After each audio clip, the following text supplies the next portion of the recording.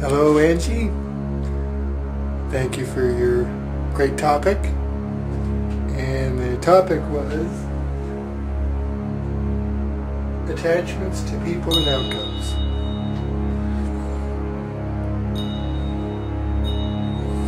It's a toughie. That's part of our struggle here, is attachment. Our resistance to the fact that everything changes, everything is in movement, everything is shifting, everything always is, everything always will, everything is on its way to somewhere else. Everything is shifting, everything is changing, and we resist it. And one of the most obvious ways we resist it is when the expression of attachments. But I mean, it's understandable. We're in this wonderland, this amazing experience that's both fantastical and yet can also be scary. And so many experiences, emotional, mental, spiritual, physical. And so, yeah, we can't help but to start to cherry pick. For the most part, we're always obviously cherry picking things we like and trying to hold on to them. But a lot of times we also see we're cherry picking and we're actually holding on to things that don't work for us. But attachments, yeah. So they can come in different forms. Attachments can come just from loving a situation or loving a thing or loving a person and just,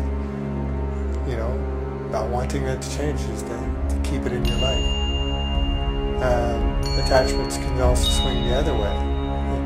We see it in codependent relationships, we see it in habits in our lives, doing things that we feel an attachment to but they don't work for us, haven't worked for us a long time or maybe never did. Or we feel an attachment, a dependency on it. It's giving us something. Sometimes it's even a pain we want. So, yeah, attachments can come in many forms, but generally when we think of attachments, we think of the good stuff, especially when you add on outcomes at the end. So, yeah, we get very attached, and outcomes, that's expectations, right? And so we can do our best to try to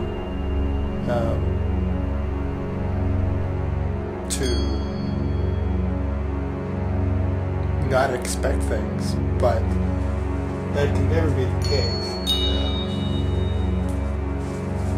I mean, we can't always be that way. I mean, it's good to work towards certain things, acceptance, gratitude, unconditional love, but we will.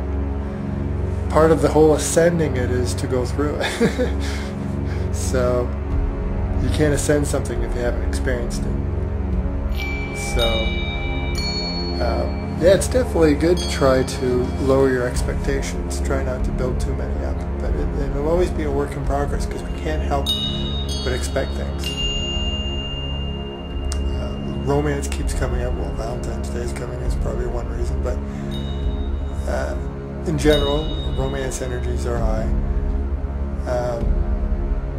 And so even if there's different kind of relations, people want different things, but even if you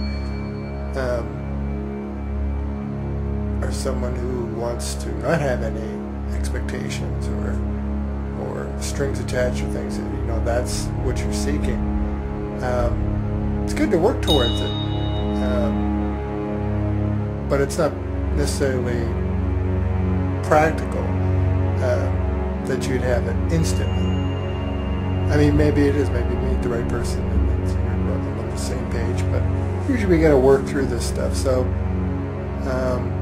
but even at that, if you look at that there's still an expectation there. If you're looking at, romance, there's going to be some kind of expectation. You want something out of it, and even outside of romance, anything else in life, there's usually expectations. I'm doing this and I hope you'll enjoy it. Well, there's an expectation.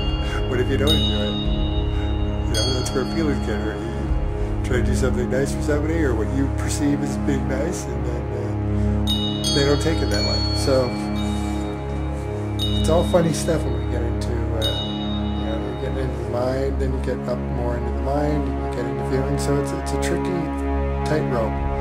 We can't help but want things. We can't help but have some kind of expectations. Like everything in this experience, my whole thing is just to not hold too tightly. Not to swing and say to another extreme and say, I'm not going to hold on to beliefs, because, well, that's a belief. But just to hold on to things more loosely if I can, so they don't play with them, play with concepts and ideas. And same thing with expectations.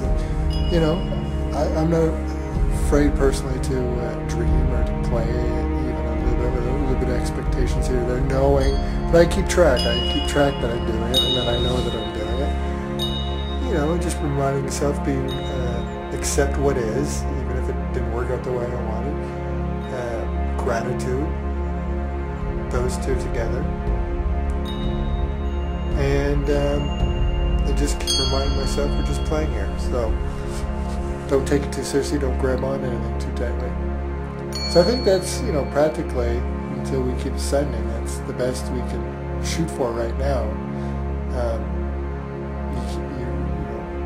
If you could do it, great, but it's not usually something where you can just decide, I'm not going to have any more expectations in life. Or not be attached to anything. Well, first of all, that's a lot of pressure. So again, just try to loosen your grip a little bit. Catch yourself when you're doing it. Be easy on yourself when you're doing it. And just remind yourself to go, okay, we're just playing, all right? We're just playing. If it doesn't happen, that's fine. So you can't dream without having any kind of expectations. It's just accepting what is, so that you can be grateful, so you can see the gifts, because there are always gifts in everything. And so really just transform your experience with the outcomes. We are the masters of our own experience. So don't hold too tightly. Keep reminding yourself to play, and then you can you can see the magic in all the outcomes, and you'll accept all the outcomes, or you'll get better at doing so.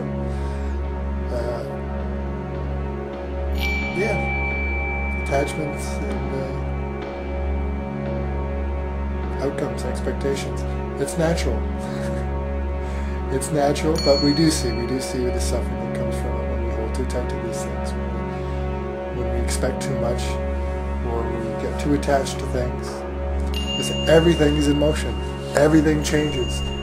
And so, to get back what I was originally saying, this is our experience here. Is we're resisting what we are, and we're resisting where we are, which is heaven. We're in absolute paradise here on planet Ocean. And so, that's resistance. And so one of the biggest things we resist is change. We don't want things to change, so I bring that up now because, again, attachments. Attachment is an expression of not wanting something to change. This is good, let's just keep it like this. I just want to live in this moment. This is great, whatever it is. Just eating chocolate, or, lying in a bubble bath with that special someone, or walking in nature, or standing on a mountaintop, whatever it is. Holding on to it, or a relationship, or a situation. It's just, So we hold on to it and we want to keep it, we don't want it to change. So once again, it's an expression of, and that's where our suffering comes from. It's because we resist what is and cannot be changed. That is that everything changes. The one constant, as they often coin. So we suffer though. That's the catch. So if we can loosen our grip a bit, then we won't suffer quite as much, and we can work on ascending these attachments and more absorbing and not absorbing, but more embracing and feeling how connected everything is, and how everything is always in a movement, and shifting and accepting that, and seeing the beauty in that, and seeing the gifts in that, even when they're tough gifts. So yeah, flowing, not resisting, working towards that helps.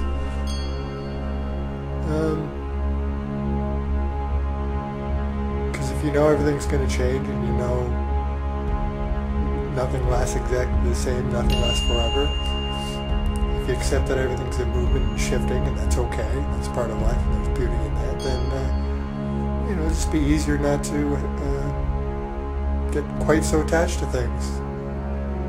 You'll be more excited to see what happens next, to just be the observer and experience it. And again, then you'll care less about the outcome. So, great topic. We all suffer from this, literally. And we all play in this, and we all revel in this. It's all part of the experience. Thank you.